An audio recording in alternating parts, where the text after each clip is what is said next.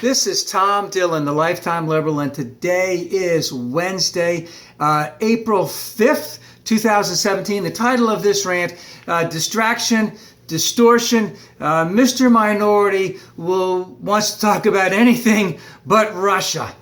So we do have a couple things that are clouding the horizon right now, which is North Korea and Syria, plus a big meeting with China this week. Everything else that Mr. Minority has been doing and failing at incredibly miserably has been something of his own undertaking.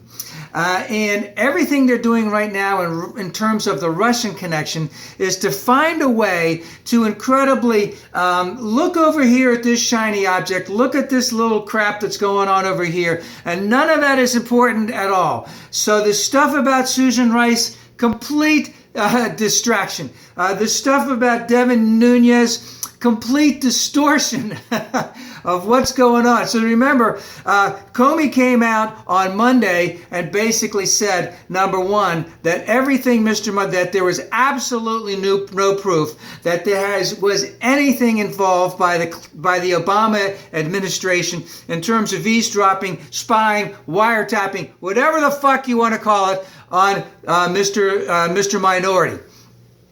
By Tuesday night, Devin Nunes, the head of the House Investigative Committee on what the heck it is, gets a call, goes over to the White House, meets a couple cronies at the White House, reads some information, goes back to the House of Representatives, talks to Paul Ryan, calls up the Trump administration, comes over and gives it to the Trump administration, and we're supposed to believe this crap, which is all, again, a complete distortion of what's going on in terms of what they talked about, which was quote-unquote unmasking. No relevancy at all. Just look at what's going on over here. Let's blame the Obama administration. Let's do all of that kind of stuff. Now, the White House is distorting this stuff in terms of all of the Russians' connections, because the closer they get to it, the poorer and poorer it's going to make this administration look. And they need to have evasive maneuvers to get the hell out of there.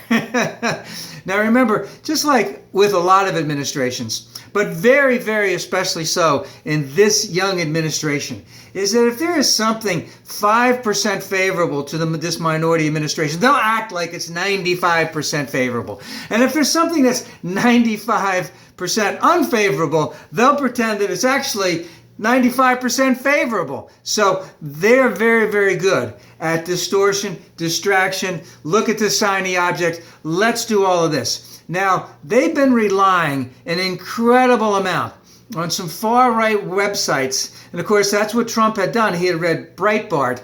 And this stuff in reference to Susan Rice, some stuff came out from a far-right website that was talking about the spreadsheets by Susan Rice, this unmasking thing. And of course, this, I can't remember, I don't want to even tell it, but behind all of that was something from that went to that website, which was given to them by a guy by the name of Joe Genova, who is what you call a perfect hatchet man for the Republican Party. Big against Clinton and the Monica Lewinsky thing, made some outrageous statements, was on TV all the time, had to retract some of those statements, most of those statements. None of those statements showed that there was anything true about it. Made outrageous statements about Clinton, Hillary Clinton and Benghazi, basically indicating that she was going to get indicted in 60 days within 2016, and I remember actually talking to a number of Republican people, and I just sort of listened to them, and they just says, well, I'm not really worried about Hillary because she's going to get indicted, so they believe all this stuff. So they need to push their narrative way, way, way away from Russia and blame the Obama administration.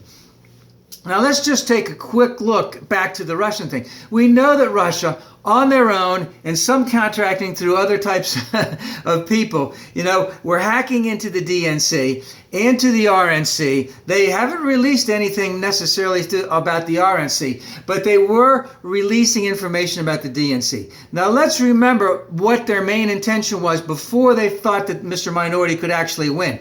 Their intention was to destabilize the United States. And why did they want to destabilize the United States? Is one, they need to have a fall guy, and it has to be the United States.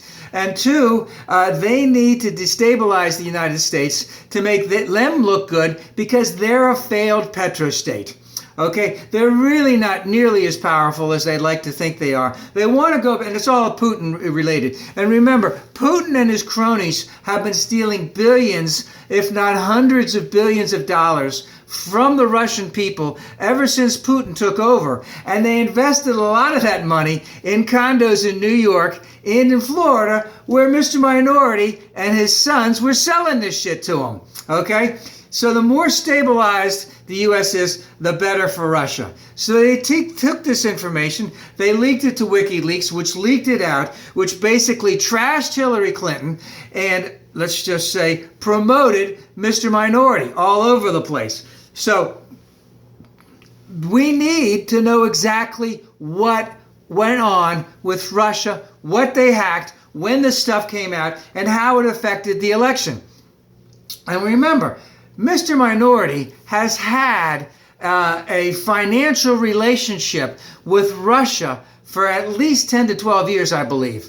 And remember, the only bank that was supporting him was the Deutsche Bank, because he went through a number of bankruptcies, I think at the end of 1999, something like that. No one wanted to lend him any money because he sucked. He couldn't make his casinos make money. Of course, he made money because he took all the money out and paid himself. At the same time, the casinos weren't making money, so he couldn't give the money back to the loaners.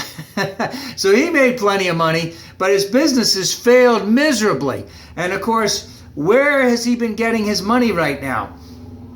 And also another big thing in terms of the Russian connection, you have at least 4 people. There's probably a whole host underneath them. Paul Manafort, Carter Page, Roger Stone, Michael Flynn, who were part of the campaign and have had incredible amount of Russian connections. Manafort for over 12 years in that area. The other ones maybe not quite so much. Michael Flynn, he's in big trouble, all right, because of his Russian connections. You also had Jared Kushner, who didn't bother to tell anyone that he met with the president of a Russian bank, who basically does all the dirty work in terms of laundering money out so that Russia can play its dirty tricks on people. So, they were actively involved with Russia. And of course, does that include money laundering? Does that include collusion? How far does that go? We really, really need to know this, because Russia, they haven't stopped just because the election is over. They're continuing to do this. They're continuing to do this all over the place. And remember, when Obama had the sanctions, got rid of 15 or was it 35 Russian spies, so to speak, closed down the place on somewhere in Maryland. That was a retreat where they had all kinds of stuff going on right there. We need to stay, and then of course after that, the Trump administration, then after Obama did that, Putin didn't do anything, and Flynn had talked to the ambassador to Russia about the whole thing. So, he was probably saying, hey, we're going to take care of you. Don't worry about it. Don't make a big scene about this. And of course, Putin didn't. But again, remember, we need to find out this stuff about Russia. We need to stay focused on Russia. And the other big thing is right now, Mr. Minority, the betrayer of trust, the loser, he's tanking in the polls. He's way down. None of his proposals and of his ideas and of his executive orders, they all suck. The things that he is advocating for, the majority of the people by a very, very wide margin don't want him to be doing this stuff. So he's got to bring up all of this stuff that's going on to distract you from what he's doing behind the scenes. If you're going to get all excited about Susan Rice, I'm sorry, get all excited about this Devin Nunes stuff and this unmasking and all of this other stuff, it's going to take us away from the real thing of what went on with Russia during the election, whether there was collusion, whether there was all kinds of other stuff, whether there's blackmail, whether there's payouts, whether there's dirty laundry that's going on all over there, money laundering and all of that other stuff. We need to stay focused on that. We need to keep our eye on that all the way on. And the outrages that are going to come from Mr. Minority and his administration are just going to keep going, because now we're seeing he's on the international stage with Syria, North Korea, and China. Don't see how he can get through this that well. He might have to play nicey-nicey, but nothing will look good for him on the international stage. Stay focused on Russia.